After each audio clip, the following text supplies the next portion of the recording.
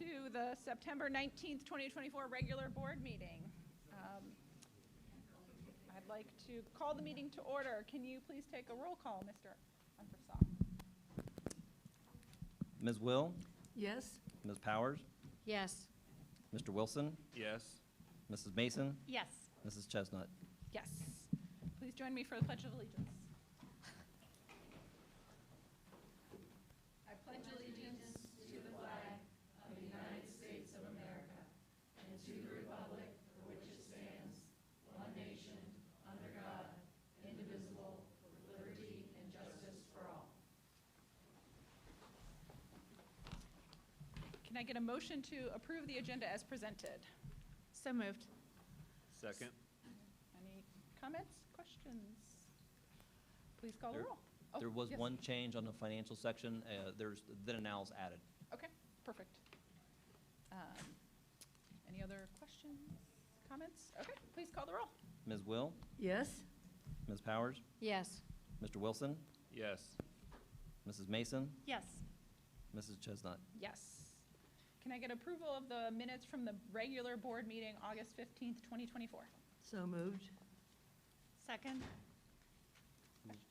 Yes, Who was the second? Mason. So you don't recognize our voices Our yet, voices. sorry. Yeah, it'll take a minute. We'll try not to go too fast. Any questions, comments? Okay, please call the roll. Ms. Will, Yes. Ms. Powers, Yes. Mr. Wilson, Yes. Mrs. Mason, Yes. Mrs. Chestnut. Yes. And should I invite Mr. Kaufman up? Is he doing the? Mr. Kaufman, there you go. Well, hello, and welcome to another school year where we're going to take the opportunity to recognize the arts. I don't have any featured artists tonight because we're going to recognize our band boosters and something really exceptional they're working on. So I'm going to ask them to start working their way up. And as they do, and we've got some band students here, you guys can come up here as well. I do want to highlight some things coming up in the arts in the coming weeks and months. Our drama program at the high school will be putting on Little Shop of Horrors the first weekend in November. Tickets are available and live for that. The second weekend in December, they will be putting on the regional premiere of Hadestown with what we believe to be for the first time ever live orchestra, thanks to the Milford Schools Foundation. So we're really excited for that. Tickets are also available for that. People will have a chance to see our choir and visual arts students at the Art Affair next Saturday down in Old Milford. And as we get to our band, their first competition is this Saturday at Simon Kenton. We have an exciting announcement before we talk about what band boosters are here for. On October 17th, for the second time ever, we are one of the only high schools in the area that have been invited to be a part of the Blink Parade downtown. Wow. So we're very excited for that. This year, if you remember, 2 years ago we were in it. We did a show about a submarine that just happened to be yellow and music that went with that. This year, we're still waiting on some copyright, but our show will be a tribute to cheeseburgers, volcanoes, and lost shakers of salt. And it'll be a lot of fun. So that's October 17th at 7:30. I want to transition, and I'm going to hand it off here to some of our band boosters here in just a second. But tonight, our Milford band boosters are going to present to the board a donation that is really transformative to our band program. As many of you might know, some of the band practice facilities on the high school campus were disrupted for the sake of the greater good of the high school campus to, make traffic flow a little bit easier and just the general flow around campus a little bit more accessible. Band boosters saw that as an opportunity to make permanent and make some improvements to the band facility that honestly is going to impact generations of band students moving forward. It's really exciting. Before I hand it over, I just want to make note that this brings the total amount of funds donated with tonight's donation by our Milford band boosters to the district since May of 2023 to over $90,000, which is pretty incredible. So thank you for that. And I'm going to turn it over to Candace Spinelli, Margie Sick, and a couple of our band students to talk about specifically what they've done. Thank you. We would have brought a lot more, but they just finished a 3-hour practice on the turf in this heat, so we're probably glad they're not all here. Just saying. Good evening, Milford Board of Education. My name is Candace Spinelli, and I'm a parent and very active member of our Milford Band Boosters. Tonight, alongside these talented band students, it is my great pleasure on behalf of the Milford Band Boosters to officially dedicate the Milford Marching Eagles practice facility located on the south side of campus. This project was made possible through the tireless fundraising efforts, careful planning, and dedication of our predecessors, and we are proud to say that it was 100% funded by the Milford Band Boosters. The hard work of both past and present students, staff, and parents has brought this vision to life, creating a space that will serve as a home for future generations of Milford Marching Eagles and provide a permanent practice area for our band throughout the year. This facility is more than just a place to practice. It's a symbol of our community's unwavering support and pride in our Milford Marching Eagles. We are excited for many memories that will be made here as the band continues to grow, excel, and inspire. So thank you to everyone who has supported this journey. Here's to many more successful years ahead for our Milford Marching Eagles. Thank you.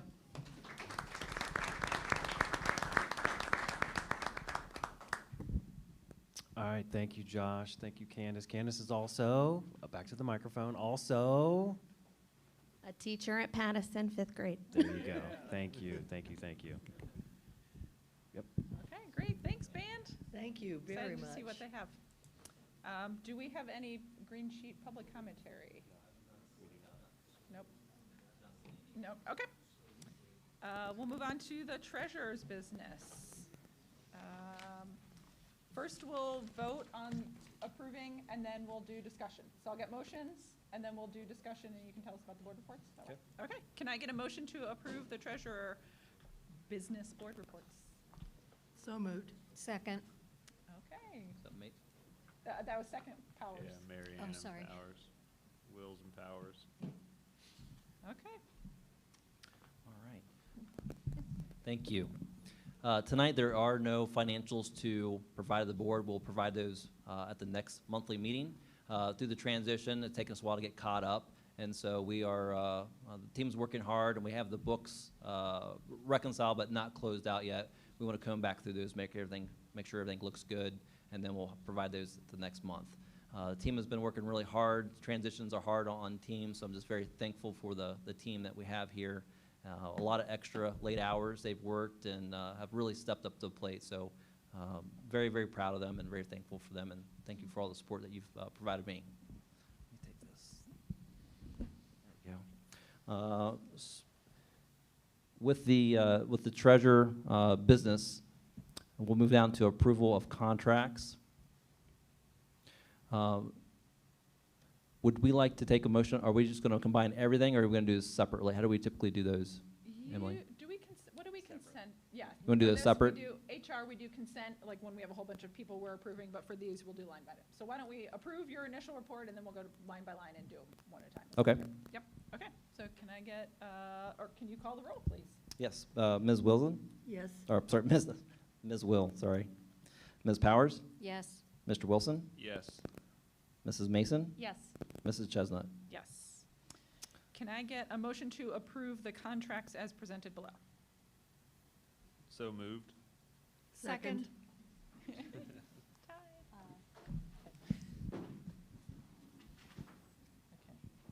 Any questions, comments on the contracts?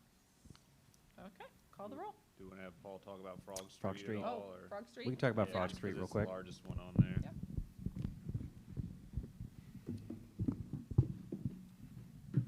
Good evening. Last month, we brought to you a proposal to adopt new curriculum at the preschool. As you know, we have about 208 students at our Milford preschool, and they have not been through a curriculum adoption for many years. I met with them in early August. They narrowed down and met with 2 vendors. They did choose Frog Street. Frog Street is a publication that comes with both reading and mathematics resources.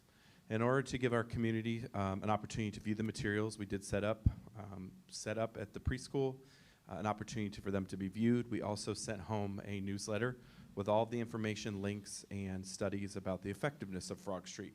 We did have 162 families, or individuals I should say, that did read our newsletter and did interact with it, and there were no questions from there. It is important to note, because as of late it seems that urban legend, when we say the words free, people don't think they're free. While no money is free, this money did come from Ohio as part of the ability to adopt high-quality instructional materials. Feel free to do your own research on the Ohio Department of Education and Workforce. Our district receives a substantial amount of money. We have used that, and we will use that on the adopted, approved programs, and Frog Street is one of them. What's nice about this is the preschool straddles two different types of organizations. They have the ability to be credentialed through the 5-star program, and they are part of the Ohio Department of Education and Workforce. So it narrows the list. So if you are not approved on both lists, it narrows it down. So Frog Street is one of the 3 that's on both lists. We hope to get the PO into the hands, should you approve it tonight, the PO into the hands of the vendor tomorrow, and with an on-track scheduled training of October 4th for our 8 preschool teachers. Thank you. Any other questions? Nope. I would just share that I was fortunate to sub in the preschool last year, and those teachers work crazy hard because they don't have curriculum, and they do an awesome job, but they're all doing their own thing. So I'm really happy that the state has, funded this initiative to have high-quality curriculum. Okay. Call the roll. Ms. Will, Yes. Ms. Powers, Yes. Mr. Wilson, Yes. Mrs. Mason, Yes. Mrs. Chestnut. Yes. Can I get a motion to approve the then and now invoices as listed? So moved. Second. Will.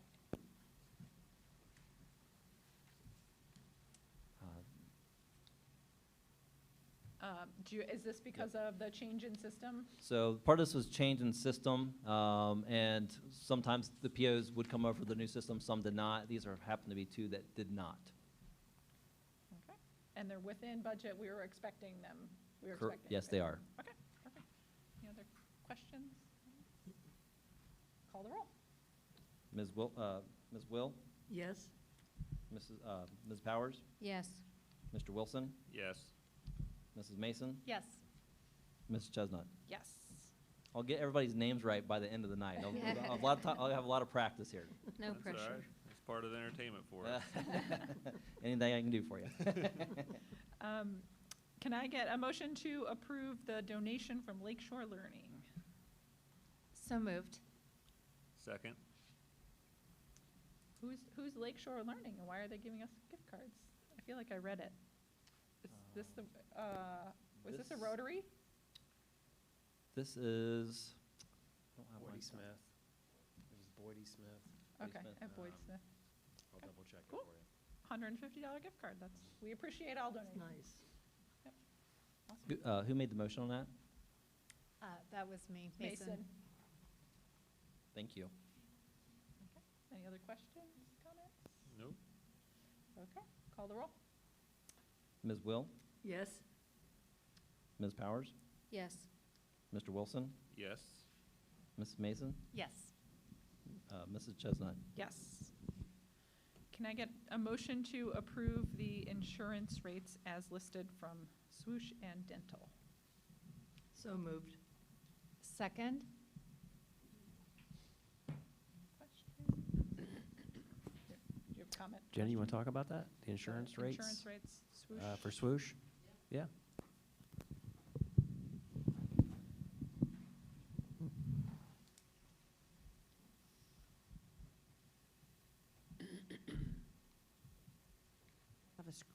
Don't have a script, but as a part of Swoosh, which is the Southwest Ohio Consortium of Insurance, Health and Benefits, we are one of 11 districts that are working together.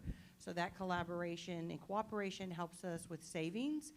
We have nurse liaisons that allow each of our members to consider benefits and look for best prices, if you will, or best networks, et cetera.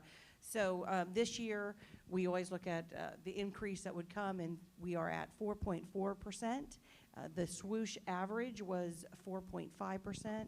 So we are happy to be under that, and we appreciate the comprehensive review that our members are doing to take pride in that insurance and to try to keep costs low. So we were happy with that, and we were at the top of the list for savings or the lowest increases across that consortium, so.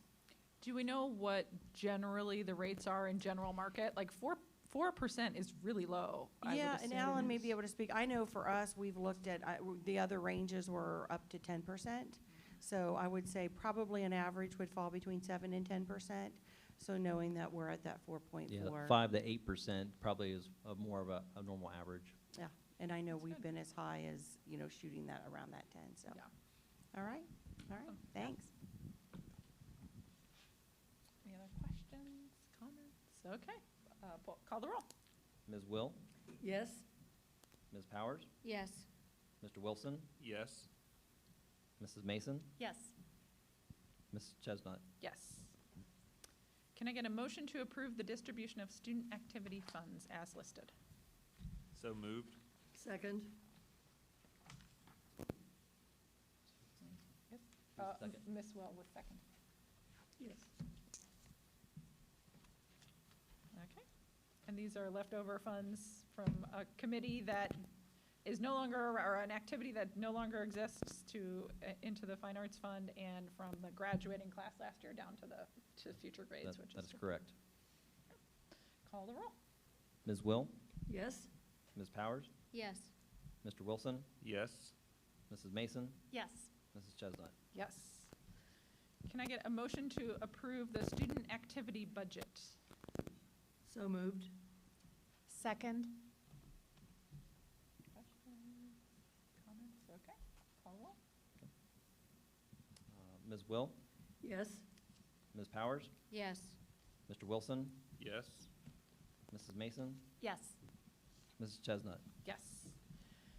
Can I get a motion to approve the pay-to-play fees for high school battle bots? So moved. Second. Is this a new club? It is not a new club, It was there Mr. last Kaufman. year. This is a result of fees had been collected in the past, and we are just bringing that into and funneling it through our treasurer's department versus it going through just the activity itself. Okay, got it. Makes sense. Okay. Any other questions from the board? Okay, call the roll. Ms. Will, Yes. Ms. Powers, Yes. Mr. Wilson, Yes. Mrs. Mason, Yes. Mrs. Chestnut. Yes. Can I get a motion to approve the district donation as listed? So moved. Second. Any questions, comments? Okay, call the roll. Ms. Will, Yes. Ms. Powers, Yes. Mr. Wilson, Yes.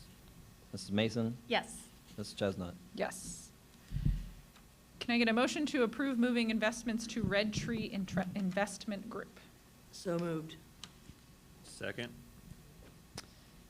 Can you tell us just a little about, we already use Red Tree, so this is Correct. not We a use new- Red Tree. They do have all of our money for our COPS investments, so they have several accounts there to account for those dollars. They also have quite a bit of money of our general fund. I think in total about 30 million, and we're going to move, there's also an account with Meter. Would like to move that all to Red Tree. And what that's going to allow is one investment provider to match up to our cash flow needs as we work through our forecast. And it's going to help the district plan our cash flow better in the future, basically. And I think Red Tree is new-ish to the district, and we've been really happy with them. Yes, so and I've far. used them for probably 8 or 9 years. I've had really good luck with them. Good. Is there any cost to move the money? No, no, Okay. it's all the money's already at US Bank, and so they will just move it from one investment advisor to the other. Okay. Okay, sounds good. Any other questions, comments? Okay, call the roll. Ms. Will, Yes. Ms. Powers, Yes. Mr. Wilson, Yes. Ms. Mason, Yes. Mrs. Chestnut. Yes. Mr. Mr. Johnson? Yes. Mr. Spicer, Mr. Johnson? Middle school update Middle with Jeff Johnson. school. We got some great pictures for you. So as much as all of us, I think, would like to see some rain come in, and myself included, the weather's really been cooperative for the last few months. to the point where actually, this is actually in the courtyard. They are starting to finally install brick. These pictures were probably a week old. About half the courtyard is probably about 10 feet high with brick at this point in time. So it's really starting to look sharp. The drone shot of the roofing going on, again, this is probably maybe even as much as 2 weeks old. They've still got detailing to do, but the roof on the academic wing will be done essentially complete tomorrow. Just kind of a close-up of the TPO roof that we've got. Again, that's on the academic wing. And one of the things that getting a roof on allows you to do is start putting things in the building that you don't want to get wet, like drywall.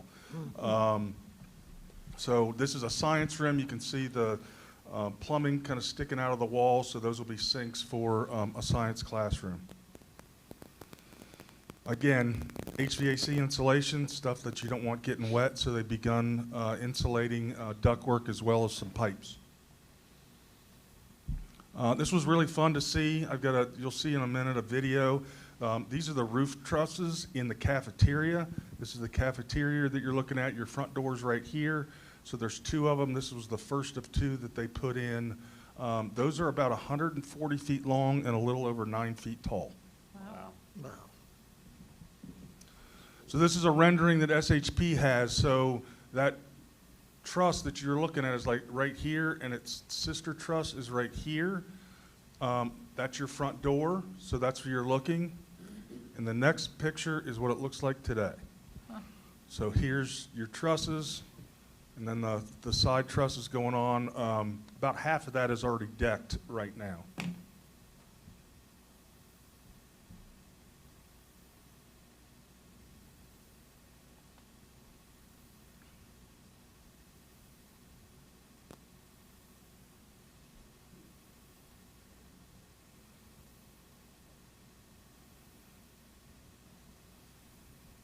That little 15-second video is probably really about 20, 25 minutes in real life, so I wasn't going to make you sit through that. But it was fun to see those big roof trusses going in. They're actually, the roof trusses for the gymnasium were delivered approximately a week ago. So both of those trusses as well as the gym trusses come in 2 pieces, and they're bolted together on the ground. And then the entire thing is lifted up at once. So they're in the process right now of putting those together. Obviously 140 feet be a little hard to put on a truck. So they bolt them together in the field. And again, the roof trusses for the gymnasium are the same way. If you go out there, you drive by and you see, my wife drove by it last night. She came home and said, "It looks like a castle." It's like, "Can I get up there and play on it?" I was like, "No, probably not a good idea." But it does look like a castle, and those little notches in the masonry is where the roof trusses will sit. And then those get filled in, and then roof decking goes on top of it. So the gym roof trusses will start next week being installed. So things are going really well. A lot of work going on. We've been working with Conger to kind of refine our schedule and get us to an August 1st temporary certificate of occupancy so we can move in August 1st and start allowing teachers in to move into their classrooms and all that kind of stuff. So things are going well. That's great. Awesome. Jeff, you used the term TPO for the roof. Do you remember? Just explain what the roof is. What's the material so people know? You would look, it's a kind of a rubbery plastic material. It's not the old put down a bunch of tar and throw gravel on top of it. There's really 2 types of roofs. One is EPDM, the other is TPO that are commonly used on what is called a low sloped roof. If you look at the roofs on this building, you might think that they're flat. That is against code. We do not put in, and it has been against code for years. There's no such thing as a flat roof anymore. But there is a low sloped roof. So it does have a pitch to it so that rainwater can drain off. Probably, it's a little bit of a guess, but probably 75%-ish of the water that will hit our roof will actually go towards a gutter system. And then the parts that they had a hard time diverting the water to the edge of the building will be internally drained. So there'll be some roof drains on the building that will go down into a storm pipe inside the building and then drain out through the storm system. And we're right on the border between using a black roof, kind of to gain heat. If you go any farther north, most of the roofs will be black because they want the heat during the winter, the heat generate, or the capture, if you will, during the winter months, as opposed to doing white, where you've got more times when it's hot out where you want to reject the heat. Right. So we're teetering? Yes, we're kind of in that, we're close to being either way. Okay. No flippable roofs out there? What's that? No flippable roofs? No flippable Like roofs. Othello, no. Othello We can't, as a there's roof. nothing to open up. I'm Sounds like a sorry. good business opportunity for the crowd. Okay. Thanks, Jeff. Thanks, Jeff. Thank you.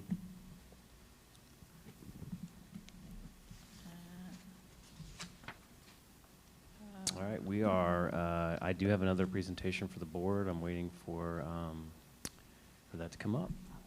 Get started. Presentation. Do we want to vote real quick? Do motions real quick? First and second, because we're going to have to approve. This is not a, oh, it's only information. Yeah, and you can Sorry, change sorry. that. You can make a motion at that No, no, point no, if you I want, but was- we're good right now. Nope, we're good. Sorry, continue on. There we go. All right, so thank you for the opportunity, President Chestnut, members of the board, people that are here this evening, and certainly those that are watching. I'd like to start off this evening by just stating some things, some thoughts that I had about the Milford Exempted Village School District. It's not a school district, it's a community, and it embodies excellence. Our district and board are united, as a united front in maintaining the high standards of education and the exceptional work happening every day across our schools.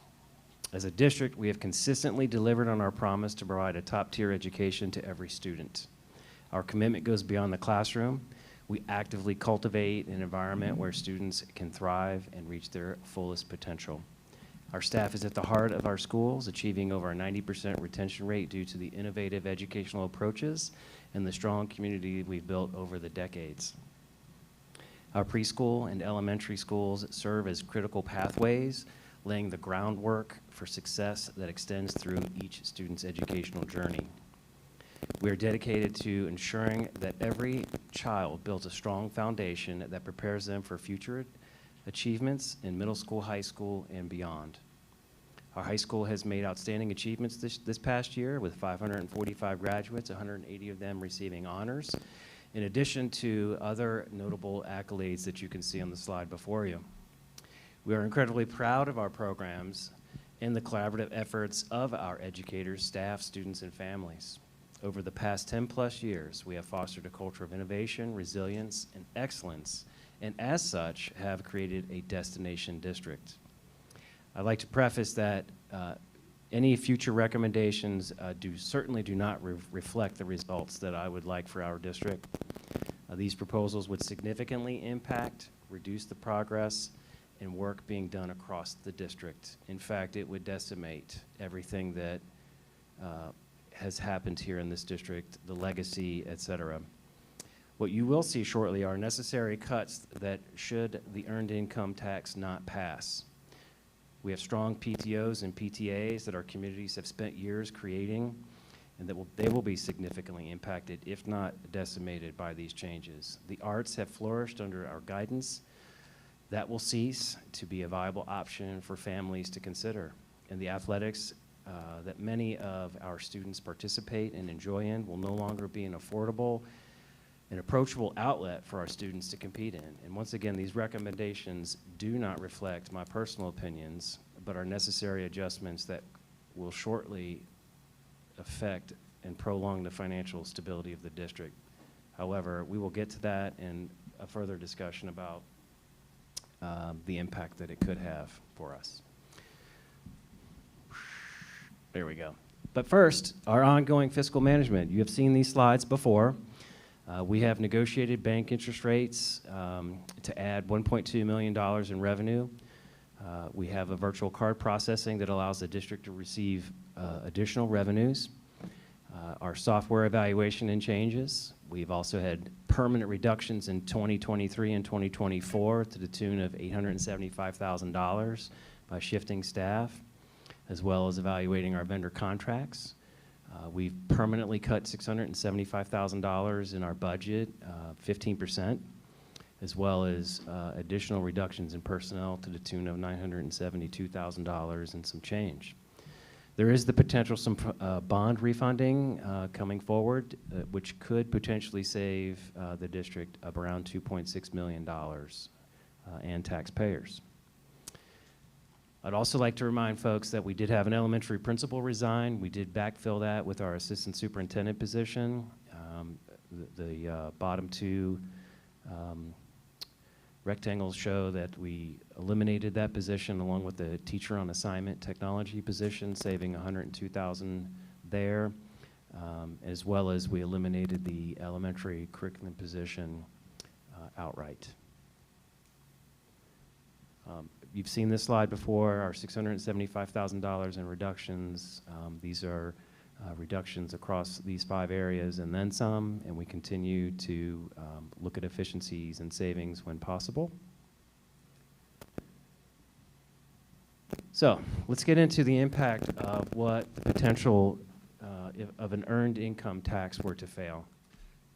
Real quick. Yes, John. sir. So one thing just to say on those slides that was just shown by John is these reductions that we've done over the course of 2023 and going into 2024 are, a lot of administrative cuts to the administrative office, to software they use, these sorts of things, right? So those cuts were made to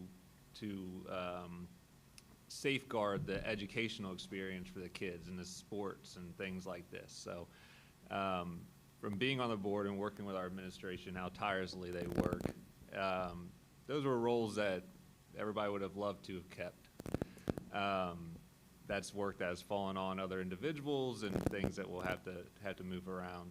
But that's done to, meet the community with where they're asking for district to make some cuts in order to get that, agreement with the community to pass a levy. So I wanted to frame that up before you go into these slides, because these slides that John's going to talk about that are, things that we will have to consider should the levy not pass in November and have to consider immediately after it doesn't pass, has a lot of impact on students, has a lot of impact on those the really good numbers that you showed early on, and it greatly reduces the amount of opportunity that kids will have here in Milford, which is something that none of us want. So I just wanted to frame that up for you before you went through this part, as it's what we've done and what we're out of that option, and and now we have to turn towards this one. Yes, so I think that what we had said in the past was that we were going to try to do everything we can that was least impactful to the classroom. At this point, if we don't pass something in November and going into 2025, we have to look at things that do impact the student, our teachers, the classroom. And so we're going to cover some of those this evening. Yes, Ms. President. If it doesn't pass and we do another round of significant cuts, we still need a levy. So these cuts alone do not make us solvent. So I want people to know that it's not just one more round of cuts. We still need funding as soon as possible, hopefully. And won't the next, if we don't get it in place before next year, won't the next levy then have to be more to offset the more negative we go? That would be a question more for the treasurer. However, having a conversation with our past treasurer and with Alan, if it were to fail in November, the board would have to make a decision to come back for an earned income tax or a traditional levy amount, what that might be. So we would have to look at the 5-year forecast, use our forecasting software to determine what that would look like. So we don't exactly know that just yet, but I believe that we could still come back with a 1% earned income tax. I'm not sure about what a millage would look like just yet. So we'll let Alan get in the seat, we'll let it get warm a little bit, and then we'll have more for you potentially next month. All right, so let's dig in a little bit.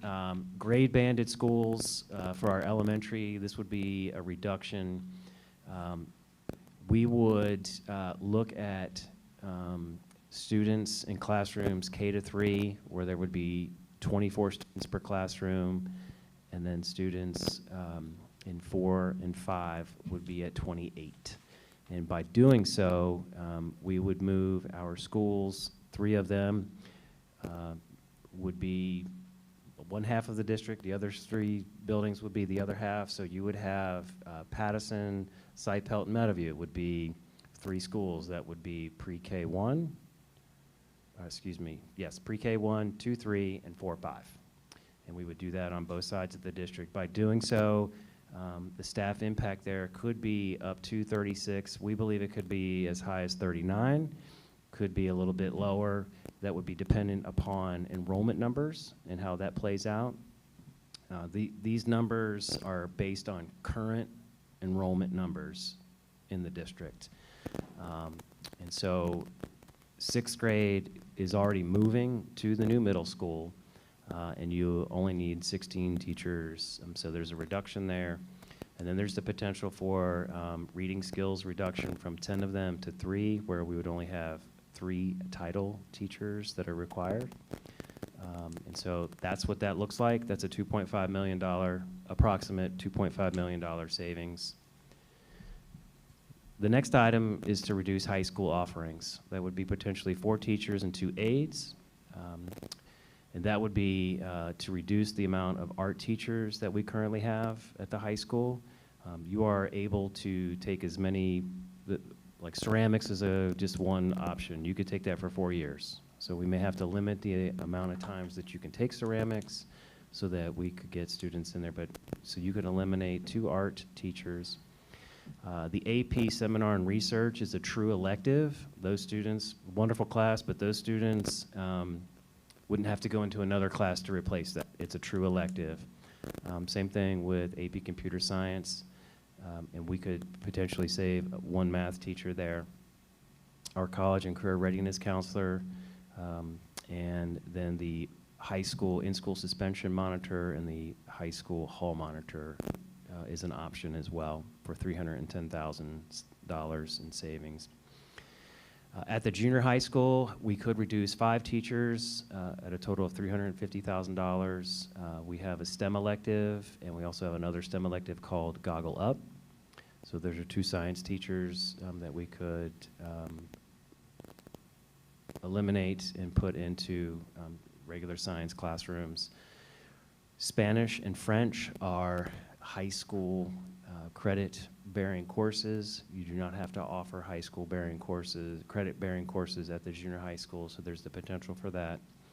And then also financial literacies. Right now, you could also do your financial literacy in the second half of your government course at the high school, so we could also gain a math teacher there.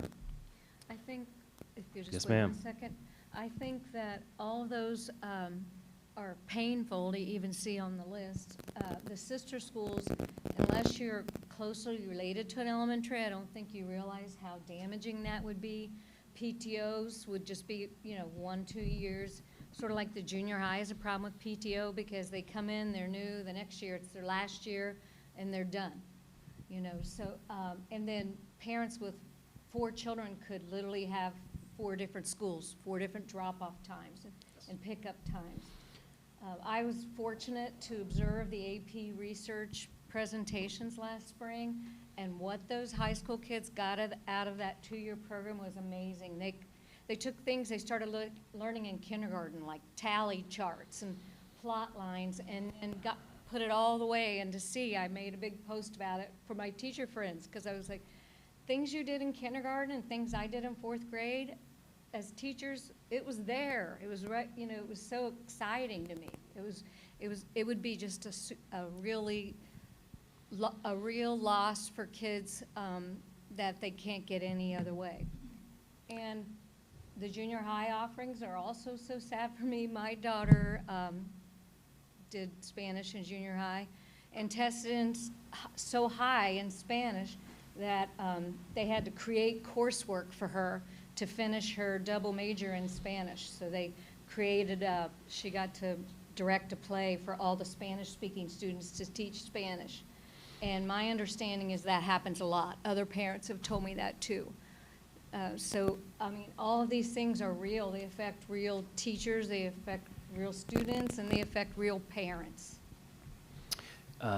Ms. Powers, you brought up something very, very important about the grade banded schools. Yeah, one thing I forgot, this is not a 1 year, we're gonna do it for 1 year. You're in it for a while. You're in it for 5 years, maybe 10. It's not something that you can just flip a switch and make happen. We've already started to plan for this in the event that we have to do this.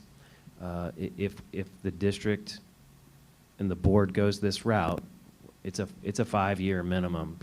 There's a lot that goes into staffing, but then also moving furniture, pre-K 1 furniture, primary furniture to one particular school that is in all of the schools right now, and things of that nature. So it's not a 1-year fix. If it passes, it comes back right away. This happens and it stays for a while. The other piece that I forgot to tell you, and my apologies, is that all-day kindergarten goes away. So all-day kindergarten tuition goes away as well. And so there's some staff savings there as well. So thank you for that reminder. Yeah, I think it's important to note also at this point for people to understand, because we didn't really touch on this in a chart. I know John Espy used to show it all the time, but the reason why these things are being considered is because this is what the state will do, and when the district goes into it'll go into fiscal caution and then watch. Watch, caution, emergency. Okay. And I do have a slide for that. Okay, so you will. So we'll talk about that in a minute. But these things are being considered because if you research what the state does, there's specific revised codes around it. There's specific research, and I'll let people at home and people here you can look it up. But these are those things. So it's important to note that, because there's going to be people who look at this and go, why would you consider? Why wouldn't you just not do that and just wait? Well, this is the path. So I just wanted to bring that up to put that into perspective. And I want to say the 36, and really if we add all of those numbers up, that is 36 staff that you see around the buildings today that would not be here anymore. This is not, in previous, we could say somebody retired, we can just not backfill, we can shuffle a little bit. That's an entire elementary, maybe more, of teachers who would not return next year. And that's just, I can't imagine losing my coworkers, right? Just right from my back step. They would not be at Milford. And I don't know what that does to other teachers who have known this district for a really long time. That would be hard to stay behind when 36 of my peers, more 40-something, aren't here when they were with us last year. That's a huge impact, and we'd lose a lot of good people. To put that in perspective, because you said it might be a whole building, it is losing all of our full-time employees at Boyd, Sipelt, Mulberry, or Pattison. Any one of those buildings, it's losing that entire building, full-time employees. That's huge. It's huge. All right, we'll let you go. All right, next slide. Yeah, we'll have opportunity for discussion. The final three items that we have seen before are the opportunity would be to eliminate art, music, and PE at the elementary schools. That's 18 staff members at about $1.3 million. Again, I personally do not recommend this, will not recommend it to you. We heard Greg Power, retired superintendent from Little Miami, come in and speak. There's a group of kids a generation of kids that did not have art, music, and PE at Little Miami, and he spoke about the impact that it's had on those students. So I cannot advocate for that. So with that, we do have some remaining positions from our January 2024 list. $1.2 million, that would be our fine arts director, our assistant athletic director, a mental health interventionist. We have 6 elementary teachers on assignment that work with our building principals. We have 7 reset aides, and we have 5 media aides. And then lastly, the recommendation potentially to eliminate transportation to state minimums that would impact all of our students and families, potentially a risk of decrease in attendance, et cetera. It's about a $1 million savings. It's not state mandated. It would be a 2-mile walk radius, no high school busing. It would also impact high school parochial busing as well. When you say 2 mile, because I asked, this is drop a pin, 2 mile circle around Yes, the home yes. district. So it's not, I mean, The if whole you live, neighborhood if you school. live on that 2 mile radius, that's a 4 mile walk or drive, you know, Yes. to take roads. It's, Yes, correct. So we've seen this 5-year forecast slide before from Mr. Espy. What you can see is the green. You know, you start to get into that orange, that becomes your fiscal fiscal watch, fiscal warning, and then danger. This is danger. So I'm going to come back to this arrow in a minute. If you'll give me just a second. I also want to go back to this one. We've seen this one. This is the 1% earned income. And you can see this dark line up above. For the foreseeable future, we are out of any kind of fiscal watch, warning, et cetera, emergency. And so this earned income tax is what this district really needs. I've said it before, I'll say it again. We do not have a spending problem. We have a funding problem. And I think that the most important thing for people to remember is that no one does a 5-year budget in their home. Unless you're maybe 2 accountants. You're doing it, you know, we're tasked to do a 5-year forecast where there's only a 2-year budget. And so there's a biennial budget by the state. There will be a new biennial budget next June into July 1. We don't know what our funding is going to be. We don't know what they're going to do. We're currently on what is called the guarantee, so we're guaranteed a set amount of money, but it doesn't, we're not getting any increases. And so as inflation happens, we don't get any increases. And so this is our fix. And then I think what I would like, but the next slide I would like to show you is the potential cuts that I think that you need to look at so that you can come back to this arrow. So as you can see, this potentially gets us out into fiscal year 29, which is the 28-29 school year. It pushes it out, but there's still a need. And President Chestnut said that before we started this presentation. You still need to pass something. You cannot cut your way out of this. Can you go to the next slide with the green line? So that green line all the way across, if we pass the 1% EIT, that means that the schools stand as they are today with no additional cuts for as long as that straight line goes out. Correct. Yes, yes, no cuts, nothing. Excuse me, we remain with the status quo with this revenue right here. And so with that, I think that I have to show you the next slide because I think that, you know, these would be the recommendations to get potentially $5 million. But I think it's this pay to play is a greater conversation as well. We are currently spending $2 million in our general fund for our coaches and advisors and so those are salaries, et cetera. Last year we collected $200,000 with the current pay to play fee schedule in just athletics, I believe. Mr. Kaufman, can you confirm what fine arts was? But we had 1,800 student participants, if you will, in both athletics and the fine arts extracurriculars. Athletics was 1.6 and the fine arts extras was $240,000. So fine arts collected $45,000. We collected about $200,000 in athletics, not even close to this $2 million. But if you take these 1,800 students divided by $2 million, that's $1,100 per sport, per season, no family caps, no nothing. And that's to collect $2 million. That will greatly impact our programs. That will crush and eliminate probably many of our programs because the reality is you're not going to pay $1,100 to do some of the things that they do.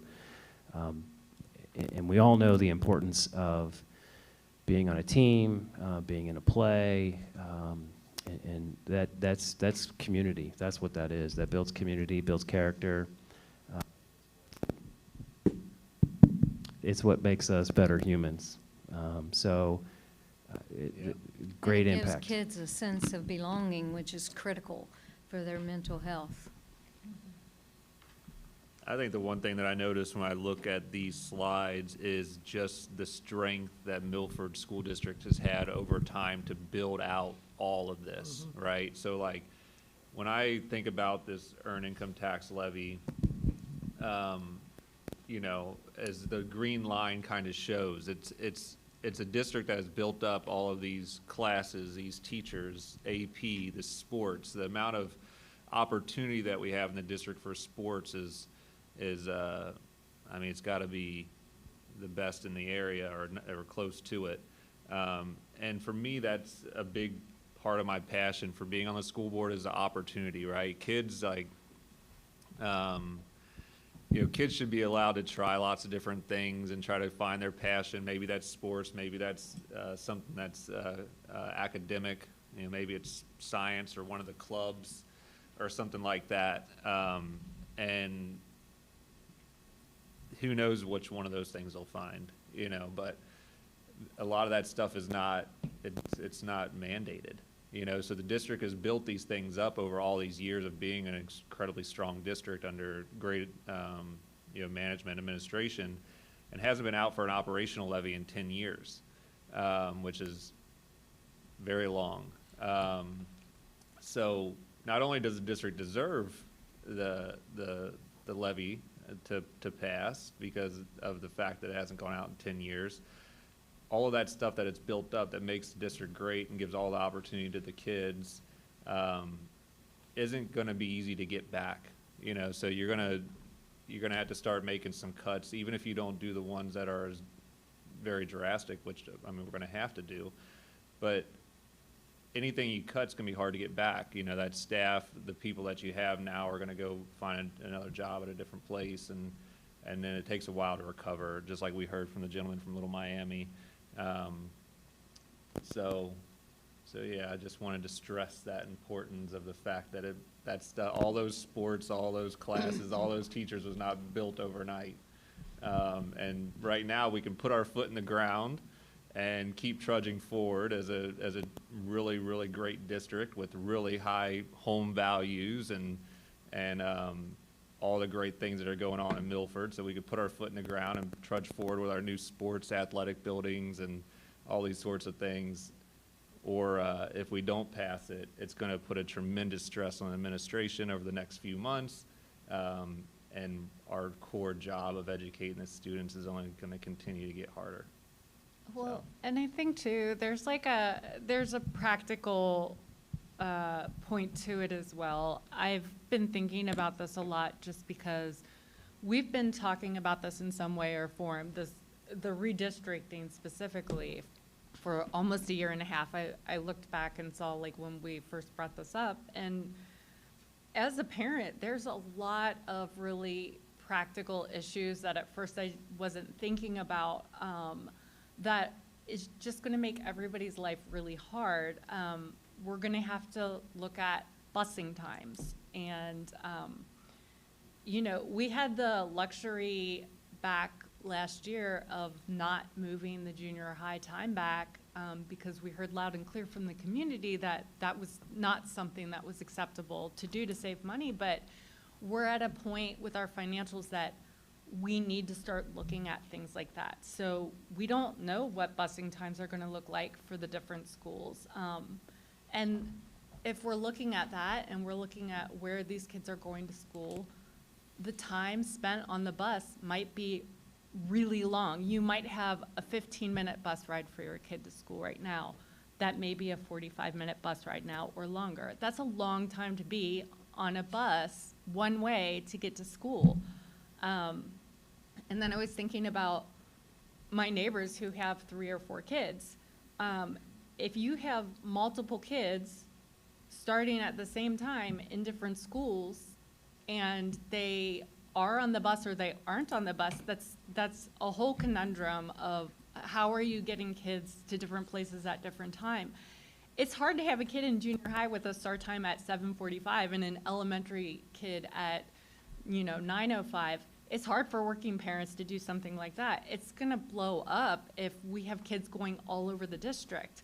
And then what does that do to a working parent's commute time to get to their work? A lot of people do not have the luxury of like working from home or having like a flexible start time. So what do we do with that? And then, you could have multiple kids that are not on the same bus. And that's just the busing. And then I was thinking about after-school activities, because now you have multiple kids going to multiple schools doing their after-school activities. Kids are changing schools every 2 years. So that's more places to go for open houses, conferences, events. And I was just thinking about that first week of school and how every parent I talk to is like, it's so crazy to get to the open house and to get to all these things. Well, if you're going to multiple schools now because your kids change grades every 2 years, it's gonna be even crazier. And then just for the community, it's gonna make traffic really, really messy. With people having to possibly go further out. And those are just the practical issues. We also have the things that Michael was talking about, things that we've learned about education that are really good for our kids. We're losing our community. He was saying it takes a lot to build that community over the years, and if you just think about it on a personal level, those friendly faces that your kid sees every day, that anxiety that your kid may have about going back to school and having like a new teacher, at least they know they're going back to a building they've been to before. They know the principal. They know sort of who's in the building, and they're not going to have that if they're changing schools every 2 years. And then if we think about our teachers, they work in these really close-knit teams. They know the structure of the school, and they act to solve problems together. I was trying to think of like a work analogy, and it's like if you're on a small project team that's worked together for years and you act seamlessly and you're a well-oiled machine.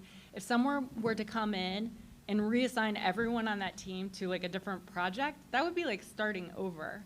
And reorgs like that always lead to inefficiency. So everything that we've built up over that long period of time is going to go away. And then we may be moving our principals around the district. Like your SIPELT principal or your Boyd principal may not be at SIPELT or Boyd. They may be somewhere else. So it's just a lot of movement and a lot of uncertainty. And Lynn, can I just say that Yeah. I think you bringing up the community is critical. If I had the privilege of teaching at Boyd, and and the other schools I'm sure are like this as well. At Boyd, so many of the students walk in off the bus, they go say hi to their kindergarten teacher, then their first grade, second grade teacher, and I know my granddaughters do it. I'm pretty sure my grandson does not do it. But, and they are buddies with like their fourth grade now, and they're so excited they've got first grade buddies, and they know their families in their school, and it's priceless. It really is. It would be a huge loss on so many levels. I have serious concerns about staff, because what is the motivation for them to stay? It would be so much easier to start looking at stable districts as opposed to staying here and having to deal on a daily basis with the uncertainty. Am I going to be here next month, next year, what? And with the loss of the ability to be creative because you don't have the money to do it, that's stifling. So I'm really concerned about the teachers as well as the children, of course. That's a given, but I'm worried about the staff. Marianne, would you mind if I put you on the spot for a minute just to speak to how if you were a parent in the district that had a parent in the district? If I was a parent who had a parent? How would you talk to them about the earned income tax levy? As the parent or as the child? as a parent talking to the parent, so this talking to the senior, talking to how this will benefit our seniors. I can tell you how I've been talking to the seniors, Please. and everyone that I've spoken to in the district. I'm amazed at how many of them don't understand how it works. And so I've been trying very hard to get them to understand how it works. And I talked to, I'm part of a group called the Professional Reunion Checker-Inners. We did the class of 74 on Saturday night. And one of the young ladies came up and we were chatting, and she was talking about what a nice evening it had been, and she said, but I have to tell you, I have to vote no. Why? You're retired. She said, but my kids are still working. Did your kids get a raise last year? How much did your Social Security go up? Well, I hadn't thought about it. Well, you better think about it. And Yeah. that's what I've been telling them. The reality is, I've got a son and daughter-in-law who live in the district, and I know it's going to impact them negatively financially, but they're making a heck of a lot more money than I am. And when they retire, they get the break. The seniors have earned the break. I've had so many seniors come to me and saying, I'm being taxed out of my house, and I can't afford to stay, and I can't afford to leave. Right. They've paid all these levies for decades, many of them 50 years, and they've earned the break from it, I believe. Well, and when I was on the board the last time when we would do property levies and talk to people one-on-one, and the message they gave me every single time, if they were retired, it's not that I don't support education, it's not that I don't support children, but I can't afford it. It boils down to whether I can pay my electric bill or pay the increase in my taxes. And I'm sure that may be the case for some young workers too. I'm not saying True, yeah. that they aren't facing the problem as well. It's just, it's not a good situation, and I'm Yeah. not happy about it. No, that's a good, I just asked you that, because we knew it was gonna be an educational experience as we headed towards the earned income tax levy, and now that we're a little over a month out, I just wanna make sure that we're continuing to do the educational piece of it so that people do understand. We just had a Yeah. session last week, no, week before, last week. And I sent out an invitation to the community that I live in, which is 120 homes. And unfortunately, only 5 people showed up. However, I'm on their board, and they came up to me at the board meeting this week and said, couldn't make it, but thanks for the info. So we are working to get the information out. Yeah. I think a couple impact, I concur with what we've heard here, but I think a few things that really hit home is that as a family, a parent of 4, my kids, except for my twins who are in the same grade, but wouldn't be in school together, right? K through, they wouldn't be in school together until the high school because of the age breakouts here. So this means, with 4 kids, really 3 different grades, I would be in 3 schools perpetually. And that's a big impact. But the other piece in the green line kind of had it there, but the longevity of the earned income tax is one of the factors that make me feel really good about it. This goes to 2030. We can't actually project that long, but we expect it to remain green for as long as we can see. And the fact that the district can plan our 5-year forecast knowing what the income's going to be over time, and it's growing over time. And that means we aren't coming back in 3 years and 3 years and 3 years and 3 years and hitting the same property that we've been taxing for so long. So I And that think was the history before. You could count on every 3 years, there They would were be there. a They property were there. levy back on the ballot. And we haven't had a raise in 11 years. So Right. we have been funding the school, we have been running the school, we've been getting the seniors who graduated, right? Those graduation numbers we got was on our extension of of the levy we've been working off of. So it just, public education, the number one reason people move places. I see house listings where the very first thing says, in the exemplary Milford School District. Yep. If it's not important, it wouldn't be the first line of your house, when you're putting it on Zillow or whatever. So it's important, and our kids deserve it, and we deserve it, and so. So And tell I your think- friends, I'm please. sorry. Tell your friends. Tell your friends. Right. I think of the post last week of the kids, all those national merit finalists. That number will drastically change when we don't have these elective courses. You know, it's such a negative impact on the future of our Absolutely. students. Yep. I spent some time talking to some other local people who have gone through this this week. And I spoke to a mom at Ross because I knew that they went through a period where they were looking at really high, like pay to play. They had an EIT and couldn't pass it. They couldn't pass their levy. And she was talking about what really happened to their district and how it blew up. They went to the grade banded schools. They increased pay to play, I think she said, to $825 per sport. And she said it absolutely killed their community. Just talking about sports alone, she said the only sports that basically survived were football, basketball, soccer, and baseball. And people were so demolished that they couldn't run their track program. Track was a huge thing over there, and it disappeared because nobody was willing to pay $825 to run track.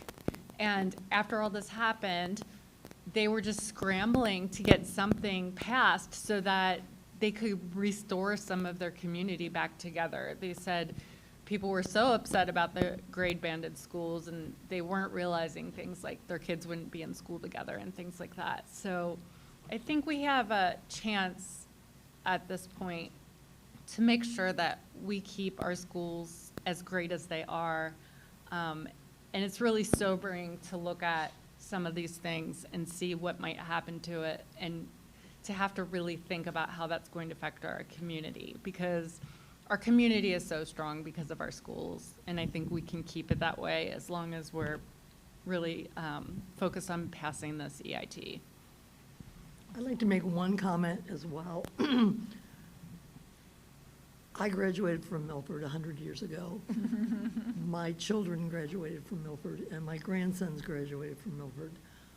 My grandson, when I see the comments on social media that, you know, we don't offer a good education, that, oh, it's just so, whatever. My grandson will be a senior at Ohio State. He's never had anything lower than an A in aeronautical engineering, and he's a product of the Milford schools. Tell me they don't do a good job. Yeah, all right. I think to close out would just be that, you know, make sure that you guys tell people to write us and ask questions or anything Yes. else. Write the district, write the board members. Like, if you have questions leading up to the next month, ask us, and pay attention to all the things that we're doing around the nest and the theater, and coming up with ways to find other events to come into the theater, and finding different organizations to use. The Miranda Athletic Complex. I mean, a lot of these things that I see out there that where people don't want to vote for, there are, you know, it's either not true, or there's some things that we're doing that would make the thing that might seem bad not actually be that bad if you just let it play out. So make sure that if you see something, you ask some questions, and we make sure that everybody has the right information. And obviously, you got to make a decision what works best for you. And share, I would say share your story, right? Tell you know, if we all remind our neighbors how important Milford Schools is, Yep. and what the impact is and what it could be. So prior to this, you had talked about a motion, so you could make a motion to adopt these 3 items as cuts if the earned income tax were to fail in November, and if you come back in May and it passes, they get reinstated, or you can wait. I would like to think about it a little bit more, but I do think it's something that this year, especially after what we see in November, that we'll have to make those decisions. I don't think waiting will make it easier, but I just would like everyone to get the message that the true message that these things will happen. We don't have any choice. I do think that if we wait, we do have to make sure that after the election in November, if it does not pass, we need to move so quickly on this because, like Mr. Spicer said, there's so much planning that goes into redistricting, and we need to move right away. Yep. And I'm not opposed to making the motion, because we are going to have to do it. So I'm not sure why we would wait. I think we could let Alan look through this a little bit more and come back in October, and we do the motion then. Okay. Put a little bit more, any type of graphs or any more explanation behind it, and then we come back in October. Could we do that, Alan? Yeah, well, so we'll work to have something for the October. We'll review what we discussed and Yeah. maybe some financials with it. Gives us a chance to hear some feedback from the community too, and then we come back in October and continue the conversation. Okay. That sounds like a plan.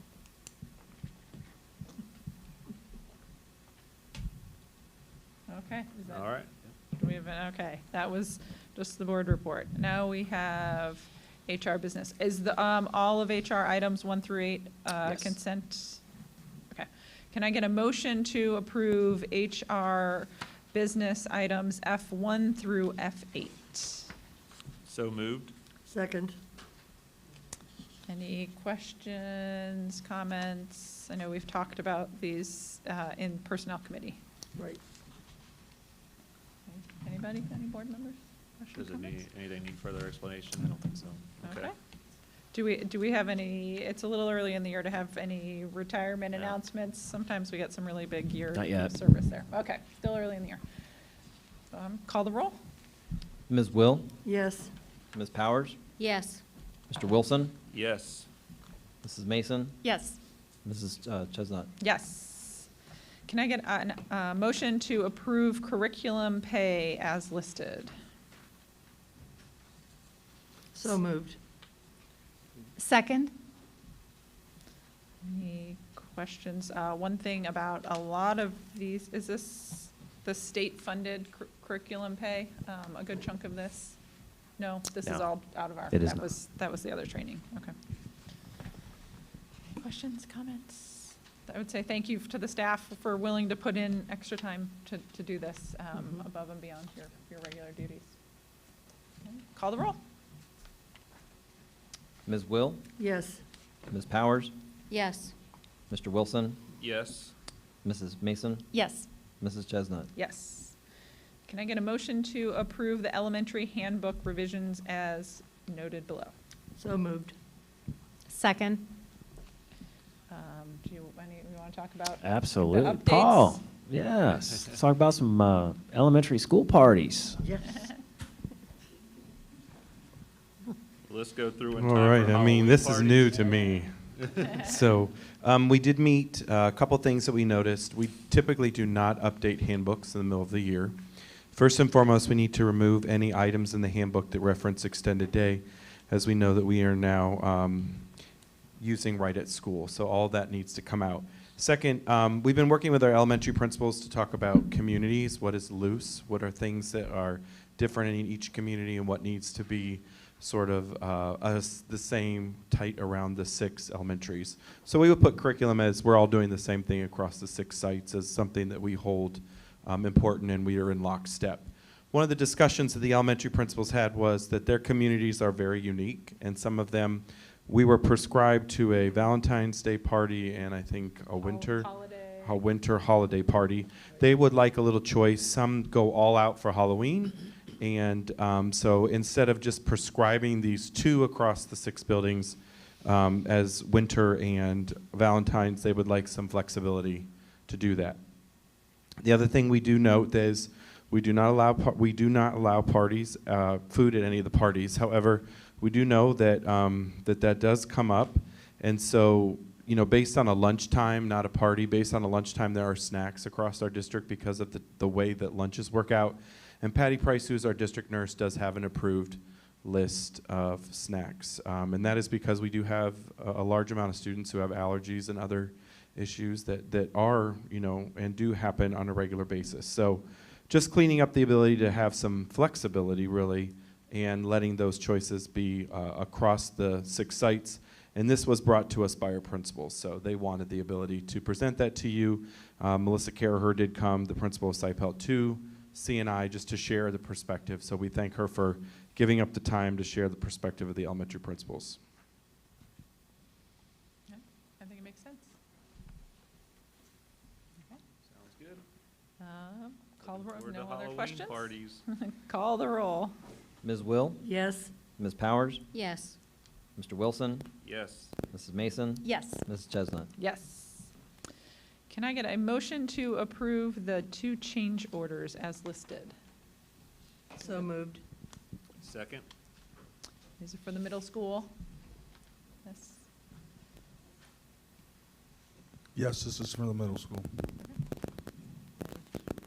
One was some temporary storm drainage, and the other one was the fencing package to kind of separate the stadium from the middle school project. Is the fencing when you go in the ticket gate at the football games, is that fencing to the left where they're hanging the posters? Is that just during football? It looks temporary. Yeah, that's a temporary No, fence. that's not, what this fencing is the black vinyl coated fencing with the slats in it that basically goes from the field house all the way behind the bleachers and then on over towards kind of wrapping around the bleachers. Yeah. So that temporary fencing that is up inside the stadium is really just to keep people off the grass Oh, as that we're was my trying to get it to prediction. grow. So that's why it is temporary, and that's why it looks temporary. That will come down, hopefully by the time next fall rolls around, that won't be there anymore, and that grassy area would be open to, spectators. Any other questions, comments? Call the roll. Ms. Will, Yes. Ms. Powers, Yes. Mr. Wilson, Yes. Mrs. Mason, Yes. Mrs. Chestnut. Yes. Can I get a motion to approve the contract with Milford Basketball Association? So moved. Second. Any questions, comments? Do you just want to tell us a little bit about it, Jeff? Not much. We've had a very long-standing relationship with Milford Youth Basketball Association. They use our elementaries both for practices and games. Of note, they have been for years donating $10,000 for rent. Any custodial overtime they use on the weekends is above and beyond that. Based on how many hours they use, we bill them on I'm not honestly sure if it's weekly or a monthly basis, probably monthly. So the first year of this contract is still at $10,000, but the years 2 through 5 moves up to $15,000. And I know the Basketball Association really feeds to our programs and takes overflow when we don't have enough spots on teams for students, so really appreciate that. They do, and I will tell you, I mean, Milford Youth Basketball is probably the biggest youth organization. Football's probably close behind. Football's a little bit different because it's, outdoors and at the football stadium. Sometimes at Charity Lucas as well. But I will tell you that their board is absolutely fantastic to work with. We don't have many issues, but whenever we do have issues, they deal with it immediately and take care of any kind of problem issues, anywhere from random damage or kids bouncing basketballs in the gym or in the hallways. We do block out nights, like when there's parent-teacher conferences, certainly when there's ever a play or musical or something like that, the school sponsored activities take precedence over basketball practices. But again, we've had a great long-standing relationship with them and are glad to see that move on. All right. Yeah, I used to sit on their board, so thanks for the compliment. He's talking about this board now. I will say that I've worked with their association for a while, and they do, when you look at the amount of teams they have versus the surrounding communities, it's a lot more teams, which is great for our community, and that partnership is really strong, and I know that building the Dave Marana Sports Complex that we put together also freed up more gym space for them to have practices, so they're able to give more practices to their team, and it actually freed up money that they were having to pay to rent space too. So just another thing to point out with our relationship with the Milford Basketball Association. Yep. Okay. Call the roll. Ms. Will, Yes? Ms. Powers, Yes. Mr. Wilson, Yes. Mrs. Mason, Yes. Ms. Chestnut. Yes. Can I get a motion to approve the easement as noted below? So moved. Second?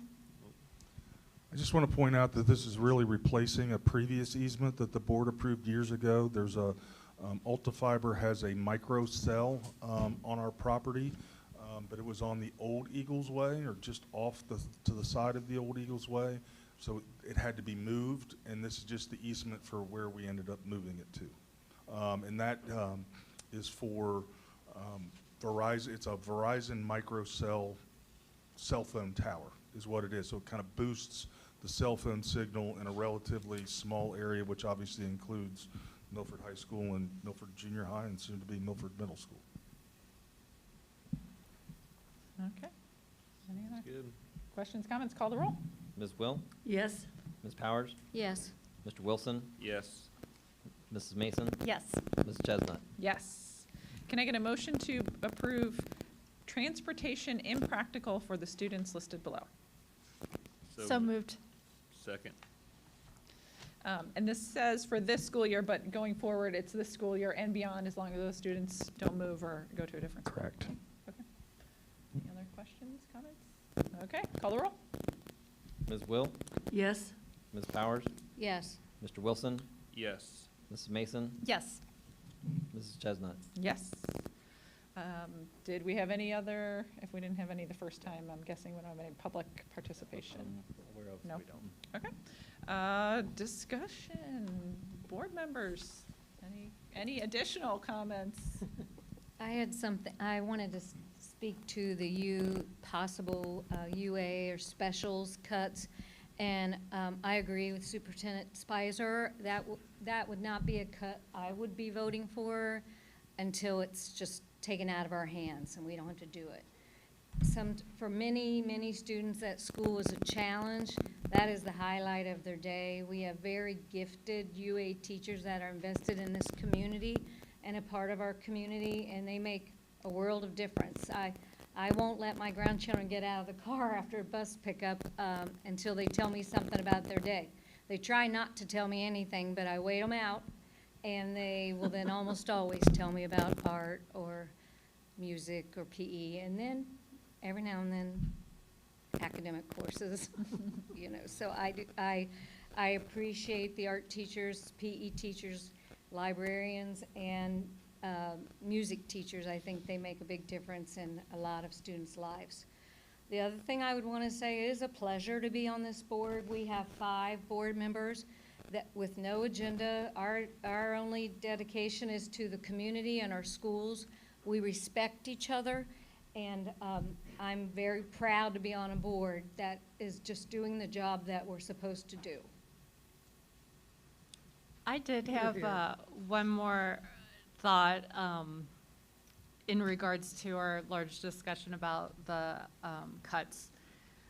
I have been following online, and I know that a lot of people say that we have a lot of extras here and that people turn out fine if they don't have those extras. But I just want to say our job here is to prepare kids for the future. And if you look at our portrait of an eagle, it talks about that on so many facets. And the things that we had in schools that were fine, like 20 years ago, even 10 years ago, those would not prepare our students for today. So we're not asking for more things. In fact, we've already cut millions of dollars out of our budget, and we've cut things like library time. Our library aides are really important. They teach our kids things like typing, which is a very essential skill in the workforce today. And there was just an article out by the Pew Research Center that said that Gen Z struggles with typing skills. Most of them are typing with 2 fingers, and that does not prepare anyone for the future. We have to look at what is going to prepare our kids for the future, and if we have to cut too many of these things, unified arts, all these other things that we talked about tonight, it's it's not gonna make our kids fine. It's going to make them struggle when they leave here. We're asking to keep everything level, what we have now, not any extras. And ultimately, it's up for all of us to decide when we vote how we want our school district to look and how we want to prepare our kids for the future. And I do feel like it's important for the public to have the information they need. So I just want to stress again, I know that we've said it before, but if you have any questions, please reach out to us. Please come talk to us, email us. If we don't have the answers, we will direct you to somebody who does have the answers. We are always open to conversation, and we're always open to hearing your feedback. So we just want to make sure that everybody has the information that they need when they go to the polls. Yeah. Agreed. Mr. Spicer, did you want to? Wow. Yes, you're going to mention the special meeting on Oh, 10/4? yes. It's not listed there. Oh, I just, okay. will you mention that? Yep. And then, you know, there's been some communications with the community about threats. So I just wanted to address that a little bit. I would just ask that you talk to your students about that. Please know that Miami Township Police Department and the Milford Police Department, you know, we work with them side by side. We turn every investigation over to them. We have not had any credible threats at this point. It is a colossal waste of time for the police department and our administrators, and it creates a lot of stress for our teachers. Please talk to with your students about this, as I have with Ms. Will at the end, because if this happens, your student will be charged. They will be probably taken out in cuffs. We are not messing around with this, nor is the PD. Police department. So I would just ask that we take it very seriously, and this inducing panic is not good for anyone. So I would just ask that you do that. And then I think, you know, thank you, Ms. Powers, for bringing up 5 board members that come from all different walks of life, different viewpoints, and not once has any one of you ever come to me and tried to push your agendas, because there is no agenda other than our students and our teachers and our families. And so I appreciate that, and so does, I know, our staff as well. So thank you for that. I wanted to say, sort of dovetailing, we've had a lot of changes in the office, partly because of who we've cut and just because there's been changes. And so I wanted to make a specific call out to the everybody who works in this building and with this building. We know that the cuts are impactful to your daily job, and they make it hard. So hopefully you feel the support that we have here, and that we are also doing a treasurer search. So I think that this is well known. You might notice this gentleman here looks different than the gentleman who was sitting there before. So Alan has stepped in, Mr. Unversal has stepped in as our interim treasurer, and we really appreciate his work, but unfortunately he is not available full-time, and we will continue our treasurer search. With that in mind, we have a special, am I allowed to announce a special meeting now? Special meeting scheduled for Friday, October 24th, 2024, here in this at 4 o'clock, October 4th at 4, in this room, 1099 State Route 131, Milford, Ohio. That's with our search committee. So we will be meeting to review and then going into executive session. So it's, as always, it's open to the public, but the treasurer search. We may add to that agenda to hire an assistant treasurer. Okay. So we did some interviews, and we're hoping to have that completed by then. So we may have that for you, so that could be on the agenda. So there is the potential for action. That would be the only action, though, is to hire an assistant treasurer. And the agenda, as always, will be available on board Yes. docs for the public to see. So Yes. with the notice, that'll be there for folks to see. Anything else that cover discussion? In addition to our special board meeting October 4th, our next regular board meeting is Thursday, October 17th at 6 o'clock at the Milford Schools Administrative Office right here, 1099 State Route 131, Milford, Ohio. Can I get a motion to adjourn? So moved. Second. First and a second. Any final closing? Please call the roll. Ms. Will, Yes? Ms. Powers, Yes. Mr. Wilson, Yes. Mrs. Mason, Yes. Mrs. Chestnut. Yes. Thank you.